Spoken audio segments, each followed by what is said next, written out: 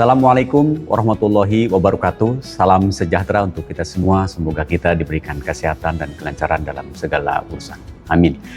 Perkenalkan, saya Entis Haryadi, SEMAKT, dosen tetap program studi keuangan dan perbankan pada program pendidikan vokasi Universitas Serdang Raya. Dengan nomor NIDEN 0429047505 dan NUPTK 367-175-365-200-002. Sebagai bentuk tanggung jawab dan komitmen terhadap perkembangan pendidikan tinggi di Indonesia, izinkan saya menyampaikan pernyataan diri dosen dalam rangka unjuk kerja Tridharma Perguruan Tinggi pada bidang pengajaran. Video ini dibuat sebagai proses sertifikasi dosen gelombang 1 tahun 2025 yang diselenggarakan oleh Kementerian Pendidikan Tinggi, Sains dan Teknologi. Pada kesempatan ini, saya akan memaparkan salah satu mata kuliah saya yang saya ampu, yaitu mata kuliah Sistem Informasi Akuntansi. Saya mengajar mata kuliah Sistem Informasi Akuntansi pada tahun ajaran 2024-2025 dengan beban studi sebesar 2 SKS. Mata kuliah ini diperuntukkan untuk mahasiswa pendidikan vokasi semester 4. Selanjutnya, proses pembelajaran pada mata kuliah ini dilaksanakan secara tatap muka, langsung di ruang kelas, dan mengedepankan prinsip konstruktivisme yang memfokuskan kepada keterlibatan aktif mahasiswa dalam membangun pemahaman selama proses pembelajaran. Pembelajaran berlangsung selama 16 minggu sesuai dengan kalender akademik dan dirancang untuk mendukung capaian pembelajaran atau CPL dan capaian pembelajaran mata kuliah atau CPMK. Nah, untuk metode pembelajaran pada mata kuliah Sistem Informasi Akuntansi dirancang dengan pendekatan student-centered learning dengan mendorong keterlibatan aktif mahasiswa dalam proses eksplorasi dan penerapan konsep secara konseptual. Proses pembelajaran ini dikombinasikan dan bertujuan untuk membentuk kemampuan mahasiswa dalam: pertama adalah menginterpretasi konsep dasar akuntansi, sistem informasi akuntansi, kemudian juga menganalisis siklus transaksi akuntansi dan bagaimana sistem informasi memfasilitasi proses tersebut, kemudian mengidentifikasi dan mengevaluasi pengendalian internal dalam sistem informasi akuntansi, merancang dan mengimplementasikan sistem informasi akuntansi sederhana menggunakan perangkat lunak yang relevan tentunya.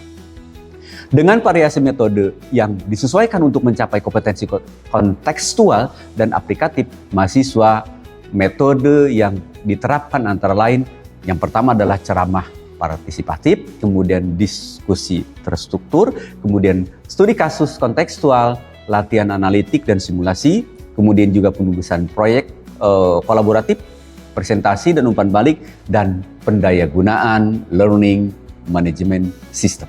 Setelah menyelesaikan mata kuliah ini, mahasiswa diharapkan mampu menunjukkan penguasaan pengetahuan, keterampilan, dan sikap yang tercermin dalam capaian pembelajaran. Di antaranya, yang pertama, CPMK 1, bahwa mahasiswa mampu menjelaskan konsep dasar sistem informasi akuntansi dan perannya dalam perusahaan. CPMK 2, mahasiswa mampu menganalisis siklus transaksi akuntansi dan bagaimana sistem informasi memfasilitasi proses tersebut. CPMK 3, mahasiswa mampu mengidentifikasi dan mengevaluasi pengendalian internal dalam sistem informasi akuntansi. CPMK 4, mahasiswa mampu merancang dan mengimplementasikan sistem informasi akuntansi sederhana menggunakan perangkat lunak yang relevan. Kemudian, deskripsi singkat dari mata kuliah Sistem Informasi Akuntansi, bahwa mata kuliah ini membahas secara umum adalah gambaran sistem informasi, konsep dasar dari sistem informasi dalam konteks akuntansi, termasuk siklus transaksi akuntansi, komponen sistem informasi akuntansi, kemudian manajemen database, dan mata kuliah ini mencakup teknik dokumentasi, analisis, pengendalian internal risiko, dan audit dalam berbagai siklus bisnis. Materi perkuliahan disusun secara sistematis, mendukung capaian pembelajaran yang mencakup pemahaman konsep serta sistem informasi akuntansi hingga analisis sampai dengan audit berbagai siklus bisnis. Adapun ruang lingkup materi mata kuliah mencakup yang pertama adalah gambaran umum sistem informasi akuntansi, kemudian konsep dasar sistem informasi dan sistem informasi, kemudian sistem pengolahan transaksi dan sistem transaksi, kemudian pengendalian internal dan manajemen risiko, kemudian dokumen sistem informasi akuntansi, yang selanjutnya adalah siklus transaksi akuntansi, kemudian komponen sistem informasi akuntansi yang di dalamnya ada hardware, software, dan brainware. Kemudian ada teknologi jaringan, kemudian juga ada analisis dan perancangan sistem informasi akuntansi, siklus dan metode, serta teknik serta merancang sistem informasi akuntansi. Selanjutnya, untuk penilaian hasil belajar mahasiswa dilakukan secara komprehensif berdasarkan kombinasi berbagai aspek pembelajaran. Adapun penilaian sebagai berikut. Yang pertama adalah tugas, kuis, UTS, UAS itu 70%, kemudian attitudes atau sikap adalah 20%, partisipasi aktif meliputi kehadiran adalah 10%. Ini merupakan suatu hal yang mencerminkan penerapan dari setiap materi untuk rentangan nilai dalam mata kuliah sistem informasi akuntansi. Dalam proses pembelajaran, saya menggunakan rubrik penilaian sebagai instrumen utama untuk memastikan bahwa penilaian dilakukan secara objektif, adil, dan akuntabel. Ini adalah rubrik penilaian yang saya gunakan. Nilai 80 sampai dengan 100, nilai hurufnya A itu bobot nilainya adalah 40, kemudian 77 sampai dengan 79,99 itu adalah A min, itu 3,75, ya sangat baik nilainya. Kemudian 74 sampai dengan 76 adalah B+, 68 sampai dengan 73,99 adalah B, 65 sampai dengan 67,99 adalah B min, 62 sampai dengan 64,99 adalah C+, 56 sampai dengan 61,99 adalah C, kemudian 46 sampai dengan 55,59 adalah D. Nah ini D, ini adalah kurang. Kemudian di bawah 46 atau kurang dari 46 adalah E, otomatis itu adalah nilai gagal atau tidak lulus. Baiklah, selanjutnya akan kami tayangkan video pembelajaran mata kuliah sistem informasi akuntansi sebagai tahapan proses sertifikasi ini. Selamat menyaksikan. Selamat pagi semuanya. Assalamualaikum warahmatullahi wabarakatuh. Waalaikumsalam. Terima kasih hari ini sudah hadir di kelas. Hari ini kita akan bahas terkait siklus akuntansi, ya, di mana siklus akuntansi ini adalah bagian daripada mata kuliah sistem informasi akuntansi. Untuk pokok bahasannya adalah yang pertama, siklus akuntansi itu sendiri secara umum terkait dengan siklus penerimaan dan juga siklus pengeluaran dan juga konversi, juga siklus produksi. Terakhir nanti ada siklus keuangan. Baik, sebelum saya lanjutkan, saya akan absen kehadiran dulu ya. Alma ada ya? Aya, Burhanuddin, kemudian Caca Handika, hadir. Dedi ada. Salma kemana nih Salma? Tidak hadir Salma. Tidak hadir Salma ya? Oke, baik. Oke. Baik, dilanjut kita ke materi selanjutnya ya. Nah, ini adalah bagian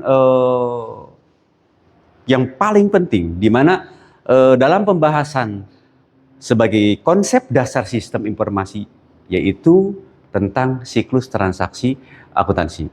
Jadi sebagaimana yang telah kita bahas pada pertemuan sebelumnya, bahwa siklus transaksi itu merupakan siklus aktivitas bisnis suatu organisasi, perusahaan. Baik itu berorientasi pada laba ataupun tidak tentunya ya.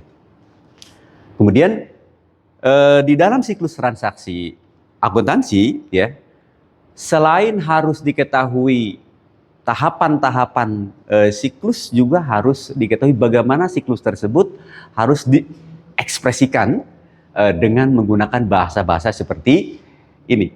Data flow diagram atau DFD, kemudian entity relationship diagram, dan network diagram. Nah, ini dokumen-dokumen ini tentu ada pada yang sudah kita bahas pada pertemuan sebelumnya, yaitu tentang penerimaan, siklus, dan pengeluaran dan sebagainya, sebagai dilengkapi oleh DFD, kemudian IRD, dan juga dokumen-dokumen penunjang lainnya ya.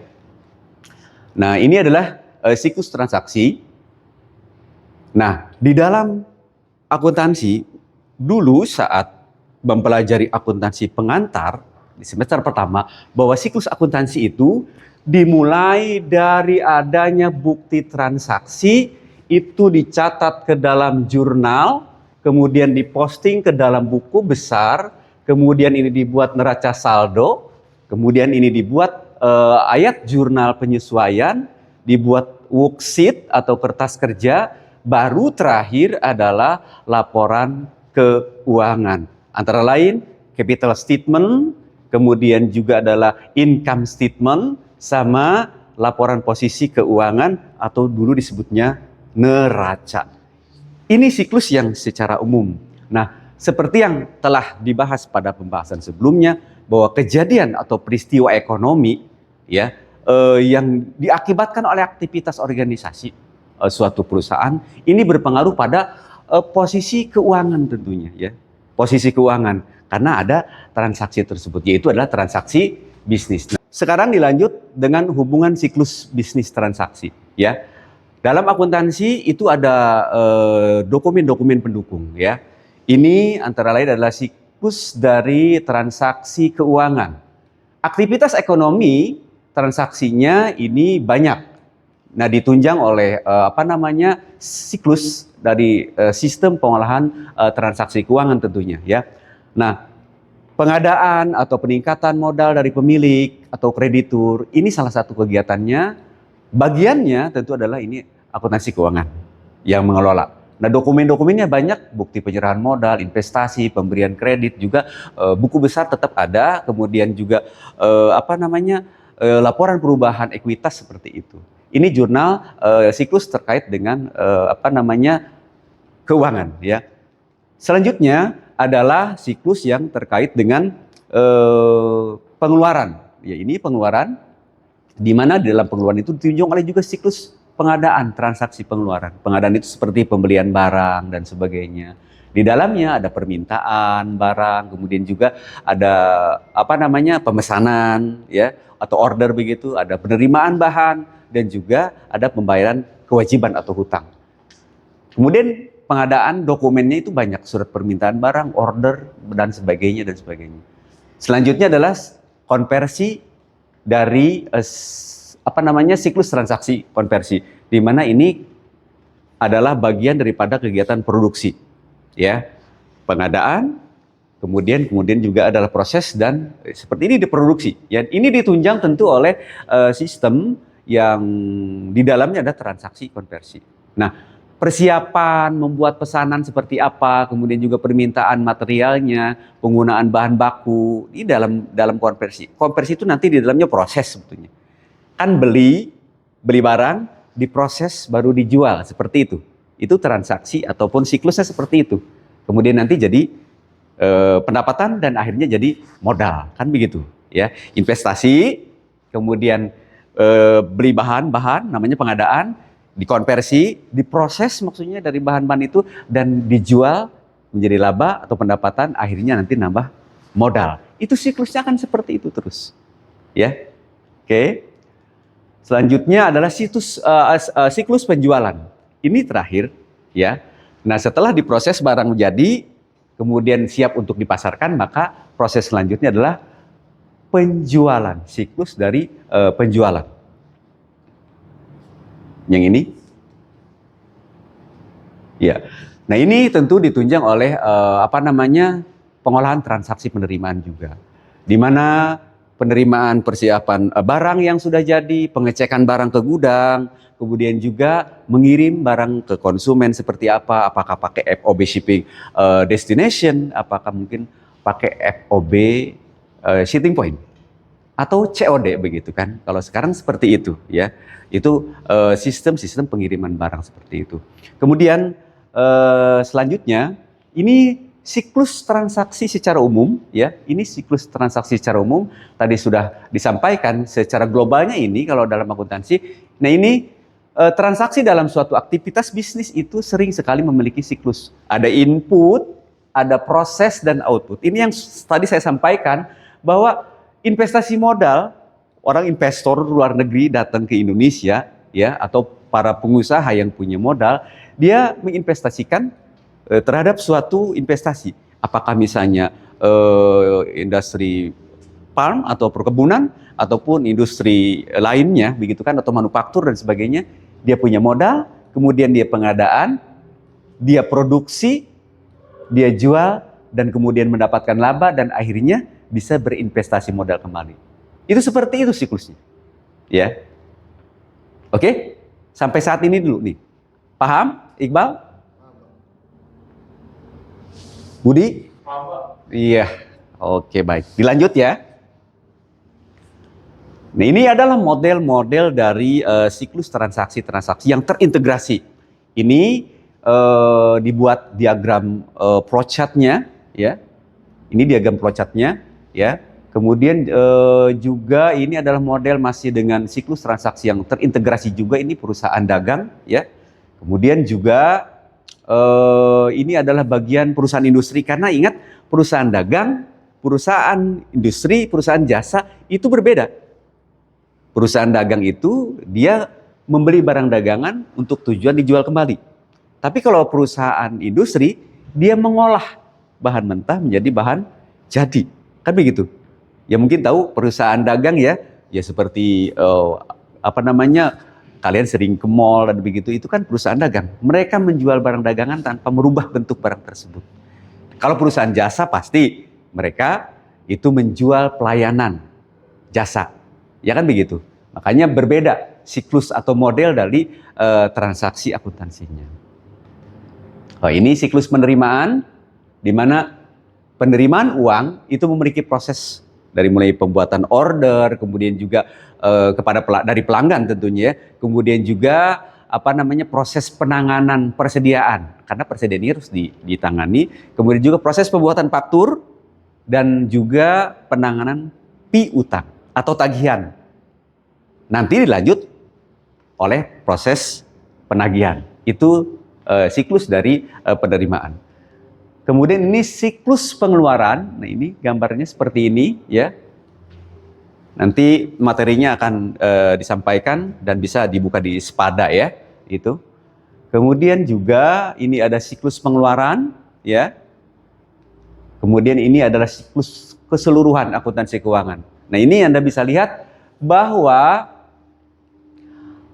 setiap transaksi yang sudah saya sampaikan di sini, bahwa ini setelah kita mencatat bukti transaksi, kemudian kita catat ke dalam jurnal, bukti transaksi itu banyak, ada faktur, nota, cek, bond, dan sebagainya, nota debit, nota kredit, kita catat ke sini, yang kemudian kita posting ke dalam buku besar. Nah, ini ada juga jurnal khusus atau special jurnal yang kita buat seperti ini, jurnal penerimaan kas namanya, seperti itu. Kemudian ada jurnal penjualan, ada jurnal pembelian. Ini semua nanti diposting ke dalam buku besarnya masing-masing atau akunnya masing-masing. Kemudian nanti menyiapkan laporan keuangan seperti ini persis, ya. Kemudian laporan keuangan itu baru dibuat buku cek, begitu, dibuat buku cek, kemudian baru nanti jurnal pengeluaran kas. Ini kaitannya tentu dengan setoran bank, ya. Itu seperti itu siklusnya. Karena kalau misalnya kita menerima, secara pasti biasanya kita melakukan transfer bank, ya. Pelanggan yang melakukan transaksi pembelian berarti kita menerima langsung ke bank. Biasanya seperti itu, kita hanya mencatat saja. Tidak ada sekarang yang membawa uang tunai belanja dalam jumlah banyak, pasti melalui transfer atau e-banking sekarang itu, ya, seperti itu. Oke, baik. Ada yang ditanyakan? Sampai sini paham dulu? Oke, baik. Oke, baik. Untuk agar supaya lebih ini, kita akan coba ke pertanyaan. Coba Alia, apa yang mungkin bisa dipahami dari ini dulu? Kalau menurut saya pribadi sih, kalau transaksi akuntansi itu setiap peristiwa ekonomi atau bisnis yang memiliki dampak keuangan pada suatu perusahaan dan dicatat dalam bentukan buku akuntansi. Nah, transaksi itu melibatkan pertukaran atau perubahan dalam aset kewajiban juga realitas itu. Oke. Ada yang lain yang ingin jawab? Cukup? Nah, bagus. Jadi bahwa terkait dengan siklus ini tentunya sudah dibuat ada SOP-nya, standar operasional prosedur. Baik, saya ingin tanya lagi, Farhan, apa pertanyaannya cukup singkat? Pertanyaan cukup singkat. Ini, ya. Apa yang dimaksud dengan siklus transaksi akuntansi, Pak? Jadi siklus akuntansi itu sebuah rangkaian proses yang sistematis, Pak. Ya. Berulang kali Mm-mm. dalam akuntansi untuk mencatat, memproses, dan melaporkan transaksi keuangan perusahaan Mm-mm. dalam suatu periode waktu tertentu. Biasanya itu 1 tahun. Oke, itu yang dimaksud dengan Siklus akuntansi. siklus akuntansi. Baik. Sekarang yang ketiga. Coba. Oh, Iqbal. Iqbal siap yang ya. Oke, baik. Iqbal, coba Bapak minta jelaskan manfaat dari, karena ini kan sekarang ini bisnis ini selalu dinamis ya, adanya teknologi dan sebagainya, adanya teknologi digitalisasi. Ya.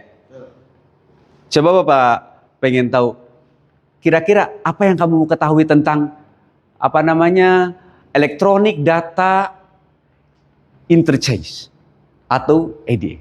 Oke.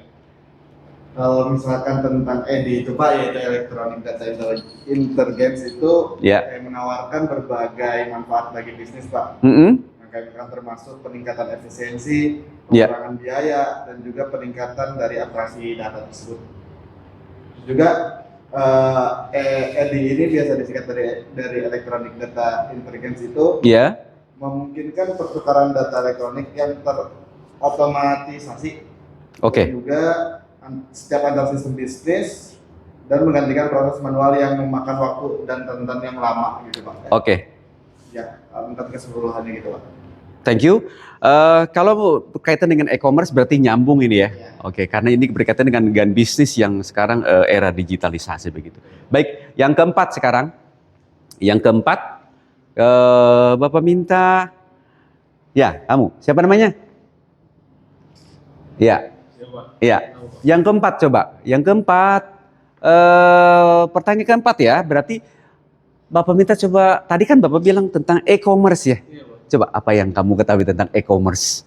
Kalau menurut saya sih Pak, e-commerce itu atau perdagangan elektronik itu Pak, itu menawarkan berbagai manfaat baik bagi pelaku bisnis maupun konsumen Pak. Bagi bisnis elektronik e-commerce ini Pak memungkinkan menjangkau pasar yang luas. Dengan pengurangan biaya operasional dan peningkatan efisiensi. Sementara bagi customer Pak, e-commerce ini memberikan kemudahan berbelanja, akses ke berbagai produk dengan potensi harga yang lebih terjangkau Pak. Baik. Ada yang lain? Alma namain tentang e-commerce saja. E-commerce, menurut Alma apa lagi? E-commerce? Kalau menurut saya sih kalau e-commerce itu dia lebih mempermudah untuk konsumen berbelanja berbagai produk. Iya, oke. Tepuk tangan untuk semuanya. Ya. Oke, makasih. Ini berarti apa yang saya sampaikan terkait siklus transaksi dengan kaitan dengan bisnis dan digitalisasi seperti ini sekarang udah paham ya? Baik. Terakhir, hari ini kita akan bagi kelompok, nanti kalian diskusi dan misalkan ini akan kita bagi 2 kelompok ya. Akan kita bagi 2 kelompok. Tugasnya ya. Bapak minta tolong dicatat ya tugasnya.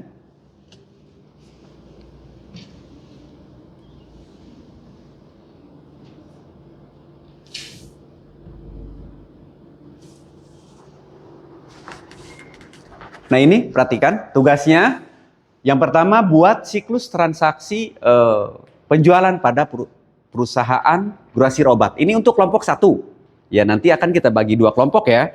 Yang kedua adalah buat siklus transaksi pembelian pada pedagang under deal.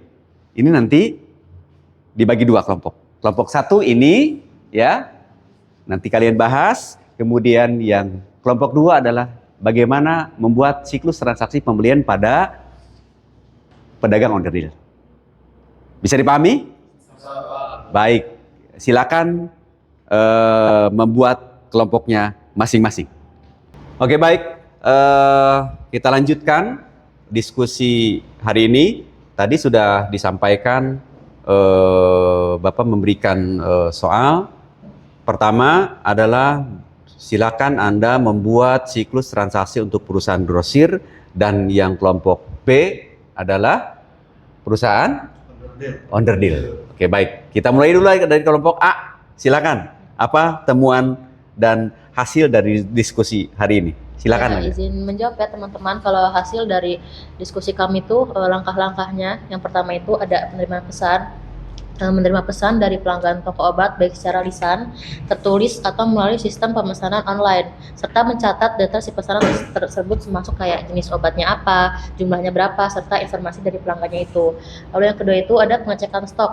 Nah, di sini tuh kita memeriksa ketersediaan stok obat yang ada di gudang grosir obat ini, juga melakukan konfirmasi kepada pelanggan mengenai ketersediaan obat tersebut.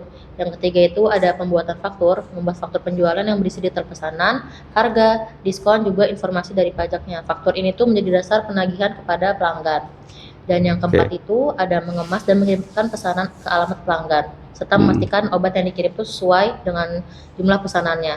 Lalu yang kelima ada penagihan, yaitu menagih pembayaran kepada pelanggan sesuai dengan faktur yang telah diterbitkan. Dan selanjutnya akan dilanjutkan oleh rekan saya. Kalau dari saya izin menambahkan yang keenam atau selanjutnya ada penerimaan pembayaran. Contohnya itu menerima pembayaran dari pelanggan, mencatat penerimaan pembayaran dalam sistem akuntansi. Yang ketujuh pencatatan transaksi, yaitu mencatat semua transaksi penjualan dalam sistem akuntansi perusahaan. Oke, berarti ada berapa? Ada hasil. Kalau dari kita ada 8. Ada 8. Oke, baik. Yang ke-8 apa? Yang ke-8 itu dia laporan penjualan. Ada laporan penjualan. Membuat laporan penjualan secara periodik untuk memantau kinerja penjualan dan menganalisis tren penjualan. Tepuk tangan. Masya Allah, luar biasa pekerjaannya. Oke, baik. Tadi adalah jawaban dari kelompok A. Sekarang lanjut jawaban kelompok B yang singkat, ya. Tetapi memang itu adalah bagian daripada siklusnya. Silakan, Iqbal. Siap, Pak. Izin menjawab teman-teman semuanya. Membahas tentang siklus dari transaksi pembelian barang onderdil itu, diantaranya yaitu siklus pada pedagang teronderdil ini dasarnya melibatkan beberapa tahapan yang saling berkaitan, mulai dari identifikasi, kebutuhan hingga pembayaran kepada pemasok. Dan ini langkah-langkah umum dalam siklus pembelian onderdil, Pak. Singkat saja kali ya, Pak ya. Di sini ada 8 siklus, Pak. Di antaranya yang pertama ada identifikasi kebutuhan, terus yang kedua ada pencarian pemasok, yang ketiga ada pembuatan pesanan pembelian, yang keempat ada penerimaan barang, yang kelima ada penyimpanan barang, yang keenam ada pembayaran, dan yang ketujuh ada pencatatan transaksi, dan yang kedelapan ada evaluasi pemasok, Pak. Ada lagi tambahan dari yang lain? Cukup, Pak. Tepuk tangan semuanya. Terima kasih. Baik, diskusi kita hari ini selesai. Saya ucapkan terima kasih ya semuanya. Kita kembali ke tempatnya masing-masing. Baik, rekan-rekan mahasiswa, hari ini kita sudah belajar terkait dengan siklus akuntansi, dan ini tentu akan menjadi lebih peman dan nanti Anda lebih banyak mengeksplor lagi. Tadi kita sudah diskusi dan alhamdulillah hasilnya sudah cukup baik, dan saya mengapresiasi penuh terhadap semua yang tadi forum diskus seperti itu. Itu saja materi kita hari ini. Terima kasih untuk semuanya. Bapak akhiri. Assalamualaikum warahmatullahi wabarakatuh. Ya, makasih.